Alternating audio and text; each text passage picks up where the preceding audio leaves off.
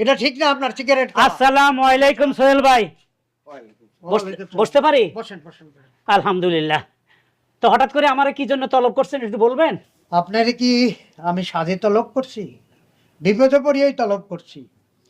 আপনারে কত করে বললাম যে আমার মসজিদে ইমামতি করে, আপনি রাজি হইলেন না। বিপদে পড়িয়া এই হুজুরে রাখছিলাম। কেন? ঠিকই তো আছে, উনি কি ঠিক মতো 5 ওয়াক্ত নামাজ পড়ে না মসজিদে? নামাজ পড়ে, সবই ঠিক আছে, খাওয়া খাদ্য কম খায়, চিকন মানুষ, সবকিছু ঠিক আছে, কিন্তু বিরাট একটা অন্যায় করিয়ে ফেলাইছে। হ্যাঁ হ্যাঁ, কোন কি? মসজিদের ইমাম সে করছে অন্যায়। কি অন্যায় করছে? এইটাই শোন, বল। গোস্তাকি মাফ করবেন হুজুর, আসলে গতকালকে সন্ধ্যার পরে আমি রাস্তা দিয়ে আইতেছিলাম, তখন দিয়ে এই হুজুর আর তার সাথে আরেকটা লোক ধূপসে বিড়ি টানতেছে। এমন ভাবে বিড়ি টানতেছে, যারা সবসময় বিড়ি খায় তারাও ওইভাবে বিড়ি খায় না। নাউজুবিল্লাহ, আস্তাগফিরুল্লাহ। সি সি সি, এটা কি শুনলাম? এই মেয়ে, এই আপনি একজন আলেম হইয়া আবার মসজিদের ইমাম, আপনি সিগারেট খান? সি! আসলে ঘটনাটা আপনাদের খোলাসা করেই বলি। ঘটনা হয়েছে কি, আমার এক বন্ধু দীর্ঘদিন সৌদি আরবে ছিল। তো দীর্ঘদিন পরে আসছে, আসার পরে ওই মাগরিবের নামাজ পড়ে সন্ধ্যার সময় হাঁটতে বেরিয়েছিলাম আর কি।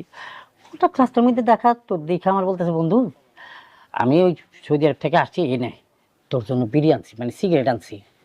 আর আমিও তো মনে করছি যে পবিত্র স্থান থেকে বিড়িটা আনছে, আমি দুইটা টান দিই, শয়তান ওরা যাইতে ধরছে, বলে স্বামী মজুর আপনি খান খান। আমিও শয়তানের তালে পড়ে আমি দুইটা টান দিয়ে ফেলছিলাম, এই আর কি। তবে মাসুম বাচ্চা যেটা দেখছি ওইটা পুরোপুরি ভুল দেখছে, আমি ওইভাবে টানি নেই আর কি। এই, আমার তো সন্দেহ হইতেছে। আমার তো মনে হয় সৌদি আরব থেকে মানুষ খুরমা খাজুর আনে, পবিত্র জায়গা থেকে খেজুর খায়। আর হে আমছে আপনাদের সিগারেট বিড়ি আপনি খেয়ে ফেললেন, আমার শয়তানে নাকি আপনার বইলা দিছে। এই মেয়ে, এই আমার তো মনে হইতেছে আপনি সৌদি আরবের বিড়ি টিড়ি কিছু না। আপনার চাকরি শেষ হুজুর, ওনার চাকরিটা শেষ করে দেন, ওনার রাখার দরকার নেই। চাকরি শেষ করবো আমরা, হুজুরে রাখবো। হুজুর আপনি আমাকে এখানে থাকবেন, এই 5 ওয়াক্ত নামাজ পড়াবেন, আপনার বেতন যা লাগে আমরা দেবো। হ্যাঁ ঠিক। আপনি বেশি বেতন দেবো।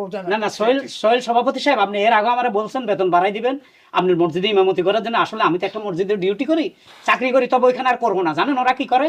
হ্যাঁ। ওই যে দান বাক্স আছে না, জি। শুক্রবারে দান বাক্স যে টাকাগুলো উঠায়, ওইখান থেকে আমার বেতন দেয়। ওদের কমিটির থেকে ওদের যে একটা ফান্ড আছে সভাপতির কাছে, ওই ফান্ডের টাকা দেয় না। তো আমি চিন্তা করি ওই বাক্সের টাকার জন্য বসে থাকুম, আবার কম দেয়, মাসের 25-26 তারিখে বেতন দেয়। আমি ওই না চাকরি করুম না, আপনার এখানে চাকরি করুন। হ্যাঁ, আমি এই কমিটির পক্ষ দিয়ে আপনাকে ওয়াদা দিলাম, মাসের প্রথম সপ্তাহে আপনার বেতন দেবো। আলহামদুলিল্লাহ। কোনো বাকি রাখবো না। ইনশাল্লাহ ইনশাল্লাহ, আমি তাতে খুবই খুশি, আমি চাকরি করবো। তাইলে ফাইনাল কথা হুজুর, আজকে মাগরিব থেকে আমাদের মসজিদে নামাজ পড়ানো শুরু করেন। তাইলে এখন আমি কি করব সভাপতি সাহেব?